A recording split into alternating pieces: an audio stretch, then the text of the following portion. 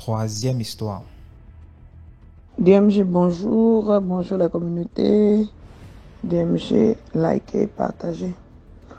Comme on dit souvent dans notre team DMG TV, c'est pour sensibiliser, c'est pour conseiller, c'est pour conscientiser. DMG, dans ton extrait de vidéo, épisode numéro 174, 9e histoire. L'histoire de la dame qui a fait les enfants avec un homme décédé là. Que les gens ne pensent pas que c'est la blague, c'est la réalité. Vivre avec quelqu'un qui est déjà décédé, faire des enfants avec quelqu'un qui est déjà décédé. Parce que moi-même, j'ai eu le même coup dans ma famille. C'est ma propre grande sœur, de même mère. Parce que avant de retrouver mon père, ma mère a eu d'abord 4 gosses avant. Donc la troisième de son ventre. Cette histoire s'est passée au Gabon en 1982, où ma sœur est décédée suite aux mauvaises choses. Et je veux aussi exhorter les parents à respecter l'intimité de leurs enfants, à conserver leurs enfants, à choyer leurs enfants. Qu'est-ce qui s'était passé? Ma sœur était une belle femme à l'époque où j'étais encore toute petite. Petite, vraiment petite. Elle était grande, noire de taille, beaucoup de cheveux. Mais ma mère aimait tellement crier sur nous et surtout sur elle. On ne savait même pas pourquoi. J'étais encore petite, je n'étais même pas encore à l'école primaire. Donc un jour, je coupe court, hein, elle est tellement longue l'histoire. Donc un jour, ma mère se chamaillait avec elle. Ma grande soeur a soulevé ses bagages. Elle est partie rester chez la copine d'une de mes autres grandes sœurs. Le quartier, les Gabonais qui vont écouter peut-être l'histoire connaissent le quartier. Le quartier, c'est Sainte-Anne. Là où nous on habitait, je ne tiens pas l'anonymat, je dis. Ça va servir aussi à beaucoup de mamans et à beaucoup de papas de bien conserver leurs jouets qui sont leurs enfants. Donc, en allant habiter chez la copine de notre grande sœur, parce qu'elle s'est chamaillée avec maman, c'est comme ça que ma sœur a été vendue à la verdict populaire. Donc, elle habitait là-bas, elle faisait les allers-retours. Elle allait chez le mari d'une grand-mère là, avant d'arriver chez nous. C'est comme ça qu'elle tournait dans le quartier. Elle aimait tellement aussi l'ambiance, ma soeur là. Mais ne sachant pas que elle avait déjà été vendue. Un, par le mari de la grand-mère de maman. Deux, non, le mari de la tante, plutôt, puisque c'est notre grand-mère. Vendu par le frère de maman plutôt, et la tante de maman, et acheté par le mari d'une autre tante. Les amis, frères et sœurs, quand vous voyez quelqu'un au quartier, il faut très se méfier de cette affaire. Parce que moi-même aussi, j'étais victime dans une autre histoire que je vais vous raconter. Un homme ou une femme qui dit « Oh, ça c'est mon mari. Oh, ça c'est ma femme. » Il faut refuser ça. « Oh, ça c'est mon mari. Oh. Ah, c'est ma femme. Oh. » Vous ne connaissez pas la personne, vous n'avez jamais vécu avec la personne. Même si vous êtes des cohabitants, vous êtes des voisins. Il y a des choses qu'il faut refuser. En voyant des agissements, en voyant des comportements de certains. Il faut refuser. Donc, le mari de la tante de ma mère appelait toujours ma soeur. Oh, ma femme, ma femme, ma femme, ma femme. Donc, un jour, il est arrivé. Ma mère s'est chamaillée avec ma soeur là, lourdement. Je ne sais pas si ma mère lui avait reproché qu'on l'avait vu dans un bar. Il y avait un grand bar à l'époque. Pour les gens qui connaissent Carfulomba. Le bar était pour un monsieur camerounais. Ça s'appelait Tembessa. Ce bar-là, tellement il animait, m'expliquent mes soeurs et frères, qu'il ne se passait jamais un samedi, vendredi soir, ou samedi ou dimanche. Les gens vont se bagarrer là-bas. Il n'y aura pas effusion de sang. Jamais. Il y avait toujours des bagarres là-bas graves. Donc, il paraît que maman lui avait reproché d'être partie à Tembessa, aller danser. Et on l'a vu, il y a eu la bagarre là-bas. Donc avec la colère, maman l'a reproché et tout. Elle est partie derrière la maison. Elle est partie, je ne sais pas où elle a eu le pétrole. Elle a eu le pétrole, elle s'est versée sur le corps, elle a craqué l'allumette, elle s'est immolée. On est à la cour devant ma mère et à la cuisine. C'est une voisine derrière qui crie « Oh !» Je ne sais pas le nom de ma mère, sinon tout le monde peut connaître tel. Par exemple, Rachel, c'est un prénom d'emprunt, s'il vous plaît. Ta fille s'est brûlée. Maman dit comment ça, ma fille s'est brûlée. Oh, elle est là derrière. Ma soeur elle gissait au sol et tout ça, avec les douleurs.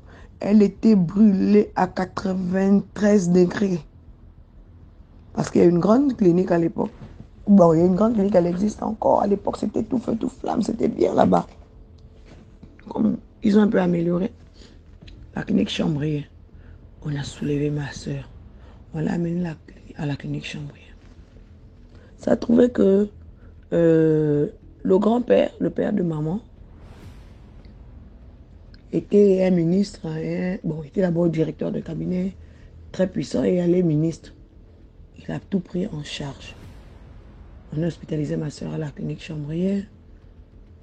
Il fallait maintenant qu'on la soigne. Ils ont essayé de faire les premiers soins, et le docteur, le diagnostic était que on devrait l'évacuer sanitairement en France.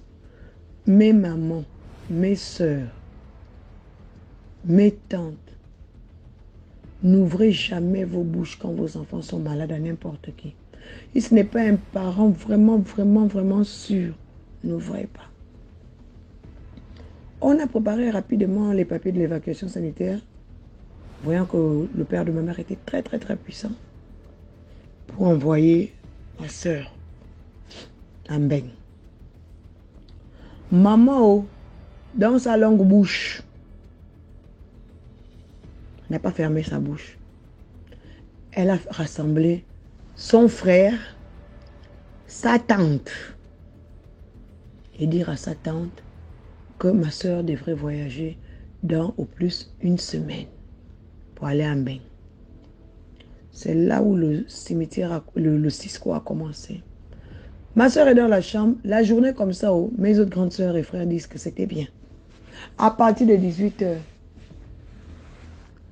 elle dit à ma mère ou à mes soeurs que regardez, ils sont là, ils sont venus me chercher. Ils sont en train de m'appeler, ils me disent qu'on part. Ah, voilà quelqu'un qui est là, il veut venir me tirer. Laisse-moi, c'est quoi? Je pars avec toi, où? Toi et moi, on va où? C'était comme ça. Pendant près de 3 jours, elle dormait avec ma mère à la clinique. C'était comme ça.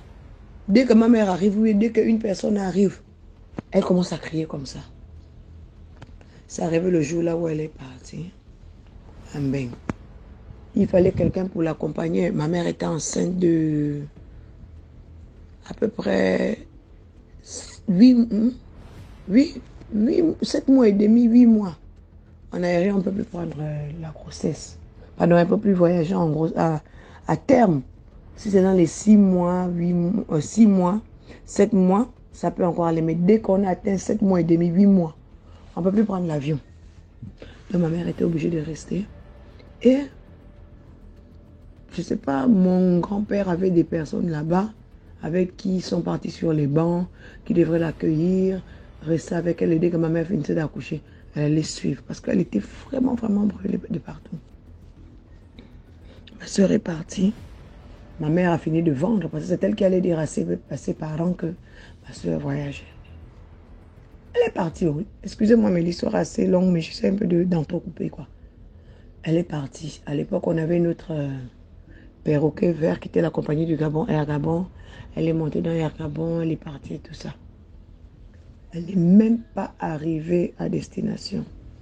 Dès que l'avion a atterri, on a appelé mon grand-père pour dire à mon grand-père qu'elle est décédée. Alors que ce n'était pas si grave que ça. Maman dit qu'il y avait seulement la peau qui était quittée. Mais dire qu'à l'intérieur, elle était touchée. Non. Elle parlait bien, elle marchait bien. Elle n'avait pas de problème.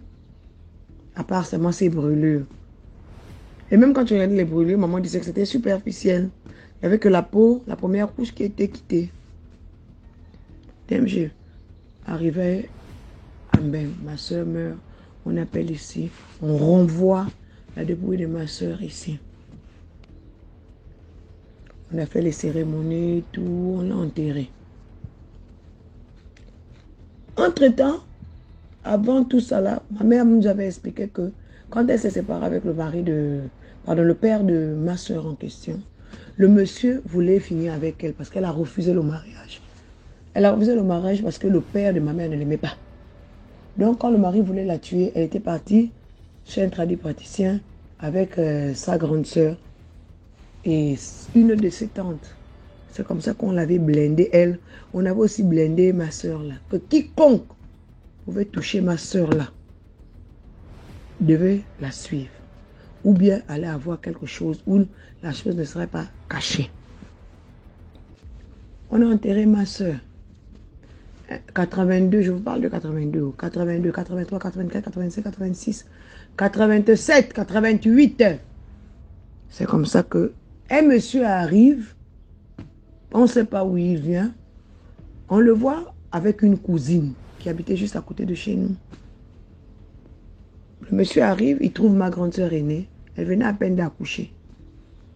Elle installait les choses même à la corde. J'ai encore l'image du truc et tout.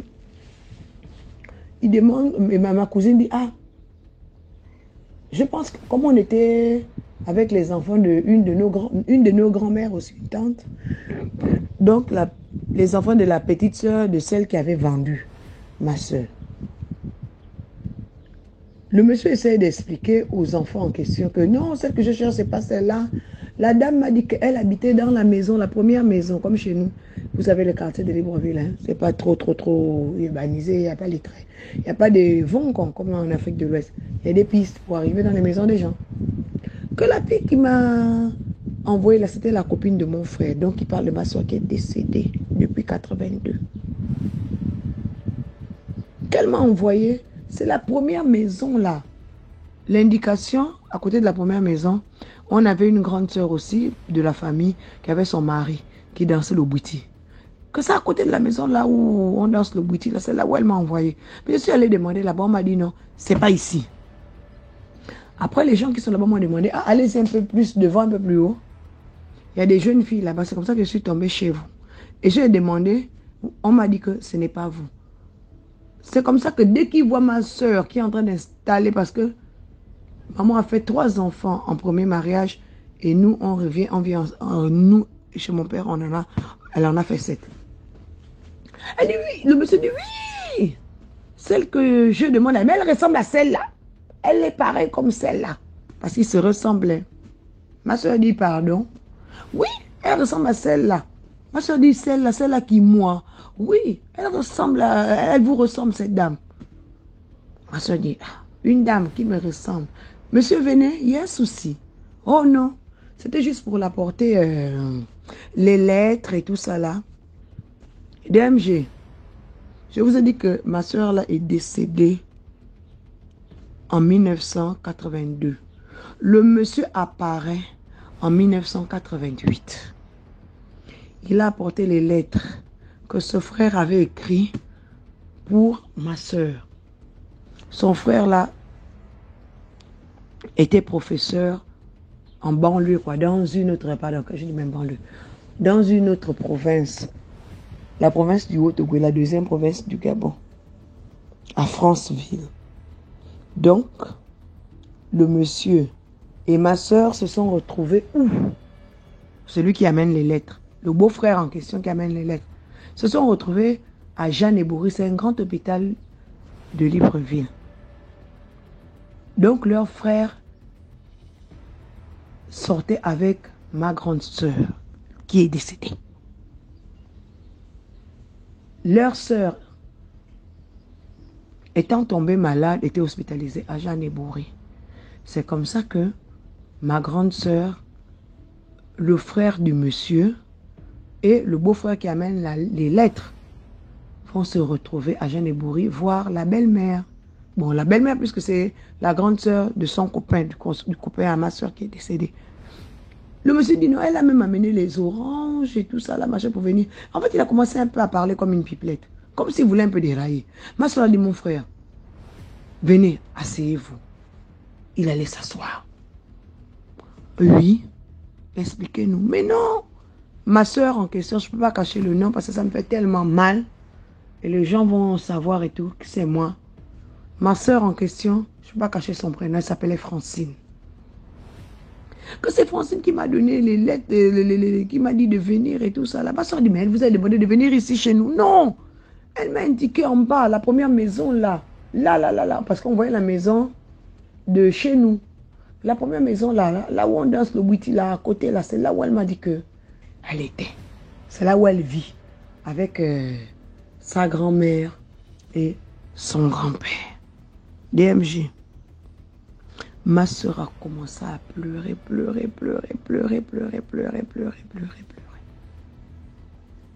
Le gars était même étouffé.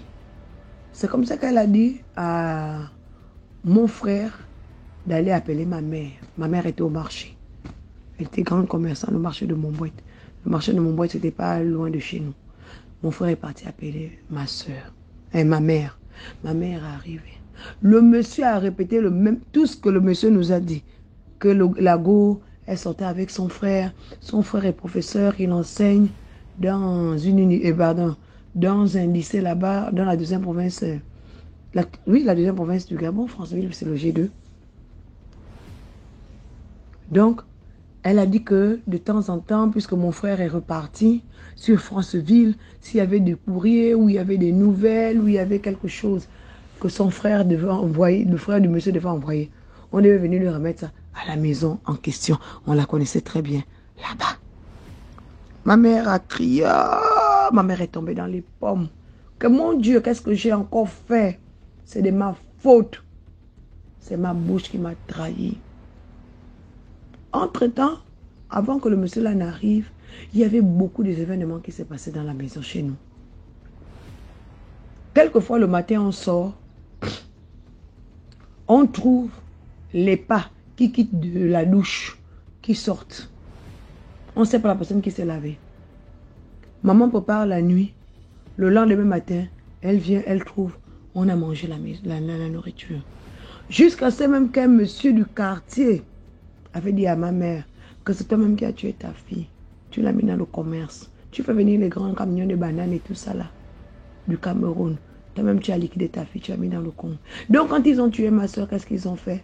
La tante de ma mère, le mari de une autre tante de ma mère et le petit frère, même père de ma mère, ils sont venus attacher ma soeur devant la porte. Mystiquement, pour qu'on voie que c'est ma mère qui a tué ma soeur. Cette affaire me fait tellement mal parce qu'elle et moi, on était très collés. En fait, elle me gardait comme si j'étais son bébé, quoi. Quand elle décide, j'étais encore toute petite. Et elle se baladait avec moi partout. Et ce qui a fait en sorte que maman nous raconte que quand elle est décédée, on est tombé, ma petite soeur qui me suit et moi, gravement malade. Ma petite soeur n'avait que les mois. Parce que moi, j'avais dans les 2 ans et quelques par là. Ma petite soeur dans les 9 mois. On est tombé très gravement malade. Il fallait aller chercher des gens depuis le Congo pour venir nous faire une séparation entre notre grande soeur et nous. Parce qu'elle nous aimait tellement. Elle voulait nous amener avec elle pour qu'elle ne soit pas seule. DMG, quand on dit le mystère de l'Afrique, c'est vrai quoi. Comme je le disais souvent à mes collègues là, que vraiment quand vous faites du mal, hein, on ne voit pas ce que vous construisez. L'Afrique a vraiment un incroyable talent. C'est comme ça, DMG, que le monsieur relate tout à ma mère. Il a même dit qu'il a même les photos. DMG, ma soeur est décédée. Ma soeur avait 14 ans. Donc, de 82, elle avait 14 ans. Jusqu'en 88, vous-même, je vous laisse faire le calcul. Le monsieur est reparti chez lui.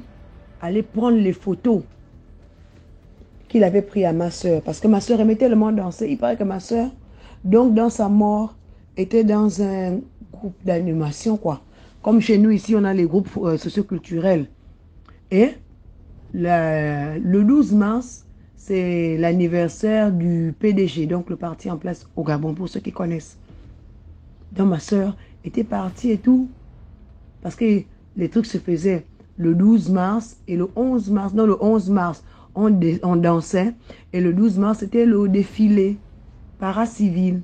Donc, c'était le 12 mars de la même année 88, là. Parce que quand je vous raconte ça, on est en juin. Hein.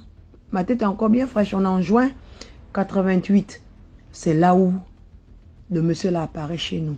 Il avait même les photos de ma soeur dans sa mort. Il a amené les photos. Nous tous, on a vu. Le monsieur en question travaillait dans un ministère de la place. Donc, il a convenu, comment on appelle ça, un rendez-vous avec maman. Parce que, en partant, il avait dit à ma mère qu'il allait aussi alerter sa famille, appeler son grand frère qui était à Franceville pour expliquer la situation. En fait, le gars tombait de nuit, quoi. Il commençait déjà à dire que non, la fille, elle ne peut pas être morte. Elle ne peut pas être morte. Parce que ce que la fille, elle nous faisait à la maison. Ma mère, mes soeurs, mes frères, on se disait même que mais la fille là, c'est quel genre de femme que notre frère est parti chercher comme ça. Quand elle va préparer, quand elle va laver, quand elle va nettoyer la maison. Quand elle entretenait les habits de mon frère, tu vois la corde comme ça, tu dis non, le gars parlait maintenant, il pleurait même. Que c'est pas possible que la fille là soit morte. DMG. Après là, le monsieur est parti. L'erreur que maman a eu à faire, c'est qu'elle n'avait pas repris les photos avec le monsieur là. Donc le monsieur est parti, ils ont convenu rendez-vous, je pense le samedi d'après. Mais après là, c'est là où mon frère, mon aîné, qui travaillait aussi sur Franceville, a fait l'accident.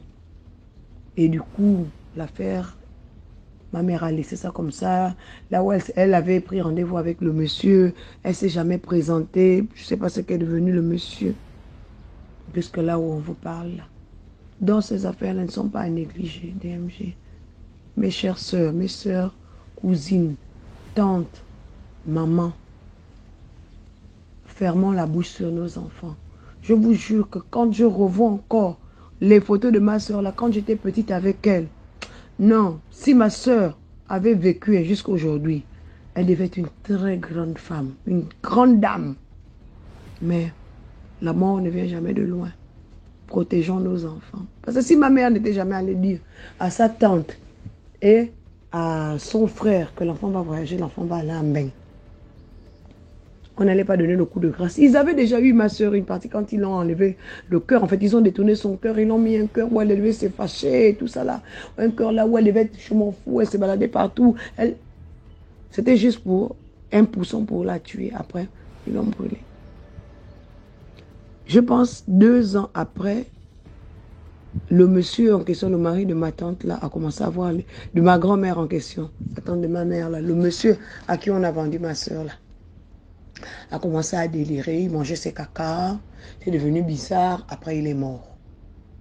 La tante de ma mère là aussi, là où je vous parle, elle est décédée. La seule personne qui reste en ce moment, c'est mon oncle, le frère de ma mère. Et franchement, ce monsieur-là et moi, le courant ne passe même pas. Et ça m'a même étonné même qu'il s'entend même encore avec ma mère. Parce qu'à un moment, il ne s'entendait pas avec ma mère. Il ne s'entendait pas avec ma mère. Je me rappelle même qu'une fois, ma soeur a failli le décapiter avec la machette. Il fouillait même la maison. Mais la vie, c'est comme ça. Donc, c'était ça un peu ma petite histoire par rapport à ce que j'ai écouté dans l'épisode 174, la 9e histoire de DMG TV. C'est pour dire que ce que la dame a raconté là, j'ai vécu ça dans ma famille. Il y en a d'autres qui ont vécu ça. J'avais même aussi oublié un truc. Un autre monsieur était venu même nous conter une histoire. Qu'il avait croisé ou je ne sais pas quoi. Parce que quand on a enterré ma soeur, on l'a enterré au cimetière de Mboué. Malheureusement, ce cimetière, il n'existe plus. Les gens ont cassé les tombes, ils ont mis les maisons dessus. Je me rappelle encore même que le monsieur l'avait raconté ça. Qu'il est sorti avec elle, il a donné le blouson. Après, quand il est venu la demander dans la maison en question, on a dit qu'elle est morte. Et non, qu'elle n'habite pas ici, elle habite un peu plus haut. Et c'est comme ça qu'elle croise mon cousin. Mon cousin dit non, que ben, celle-là, elle est décédée et nous, on n'était pas là. Ma mère était partie dans ses activités, mes soeurs et nous à l'école. C'est comme ça que le gars craque. Non, non, non, moi j'ai mon billet d'avion dans le blouson et tout ça, la machin. Donc il va voir ma mère. Ma mère dit, attends, on l'enterre au cimetière d'Amboué. La tombe est comme ça, comme ça, parce que c'était une grande tombe à l'époque. Mon grand-père était big boss. Bien avec les chaînes, bien encadré et tout ça, la machin. Le gars va comme ça, DMG. On va à la tombe du gars, mon cousin et le gars avec qui elle était. On va trouver le blouson du gars là, accroché sur la croix. Accroché sur la croix de la tombe de ma soeur. Je pense qu'il y avait une... Après là, moi, mon père était venu nous chercher. On était parti rester avec mon père, quoi. Quand les histoires bizarres là, arrivaient déjà chez ma mère, mon père était venu tous nous prendre. On est parti habiter chez notre père. Donc, des amis, ce qu'on raconte là, c'est pas la blague. C'est pour conscientiser. C'est pour conseiller, quoi. Liker, partager. Bon, DMG, c'était la first. C'était aussi ma petite contribution. C'est l'histoire que j'ai écoutée de la dame. Je vous parle de l'épisode de 174, histoire numéro 9, qui m'a un peu inspiré ce matin pour te raconter cette histoire qui s'est passée dans ma famille. Merci et bon courage et que Dieu te protège. Merci aussi à ceux qui prennent de leur temps pour venir aussi témoigner, pour nous conscientiser. Merci beaucoup et que Dieu vous bénisse. Likons toujours cette page et partageons. Ça peut sauver quelqu'un un jour. Les agissements qu'on rencontre et le vécu de nos histoires. Bisous. Bonne journée. Merci beaucoup pour l'histoire. Là, on va passer à la 4e histoire. Merci beaucoup.